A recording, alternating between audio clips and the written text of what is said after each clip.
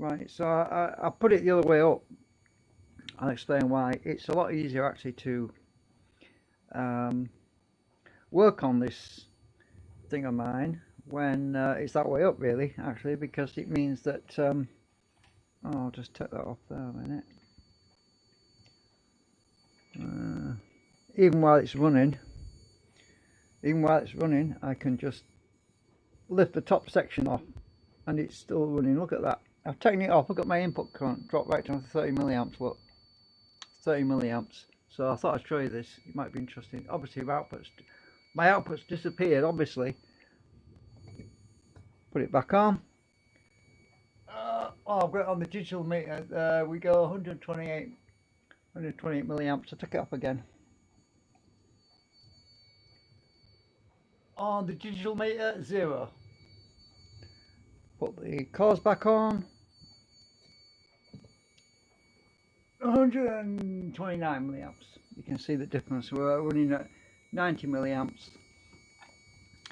Input voltage is currently 35 volts. 35 volts on, well, it is. It's just for some reason I have to move it, and it's probably something to do with the pulsing. But anyway, 90 milliamps on the high side. The low side current is currently at 310. What is it? 1025. 325 milliamps on the low side. Obviously, that's 16 volts. If we go into volt range, 16 volts back to current. Yeah. So right, interesting. I missed something out. Guess what I missed out when I was messing about with this? One of my cores fell out. So it was not in balance, because I found out that the top coil on the left side, the actuator coil, had a core missing. There's no wonder it wasn't in balance. It wasn't working right, and that's why my input current was so high as well. But currently we're pushing 126 milliamps, right, into this voltage up here, right, which is pretty good. 9.49 volts, 50 milliamps is getting up there, because obviously the meters and the digital display is using power as well. But I thought I'd go live anyway. Well, I don't know if this is live. It's probably, I don't know, we'll find out in a bit. Actually, that's pretty good. It's not bad. So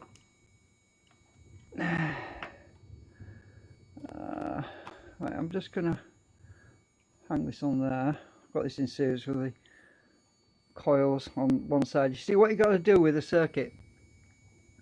One set of coils need to be advanced slightly, and the other set of coils need to be retarded slightly to create a phase shift, because there's a delay when this pulse is sent through the cores. They have to meet up. The pulses have to collide with the cores on the other side.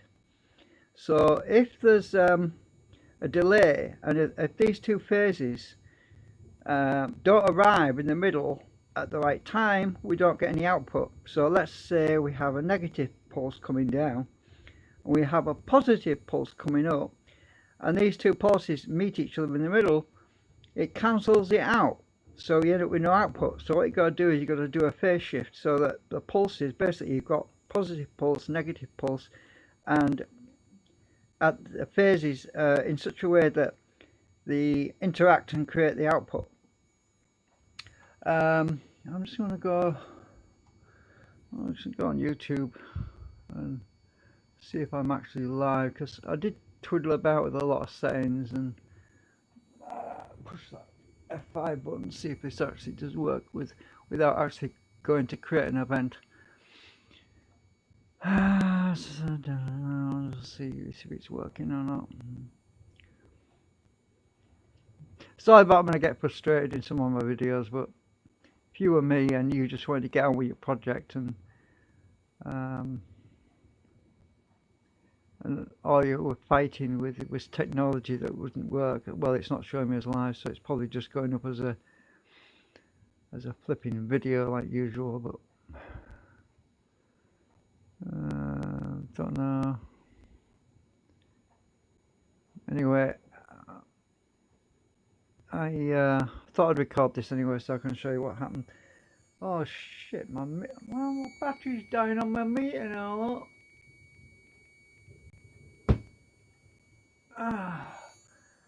I'll save my battery, turn that off. Right, so anyway, I'm happy about the fact that I couldn't figure out what the problem was, why I was losing power and I was getting much output when I put it back, and obviously it turns out that one of my cores has fallen out. No wonder it was out of balance. So yeah, I had to tune it all again. I had to twiddle about with my dead time, my DT and my frequency to get it right, and we're actually running at what is it? Currently we're running at 2.252 kilohertz at the moment.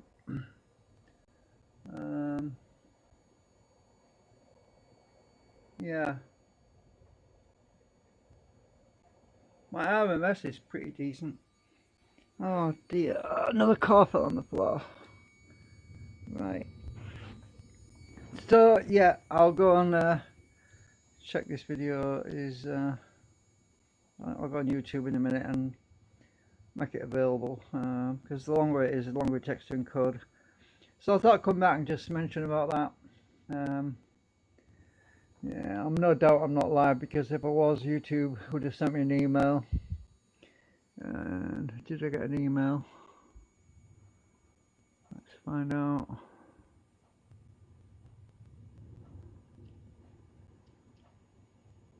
No, it's just recorded a video. Yeah.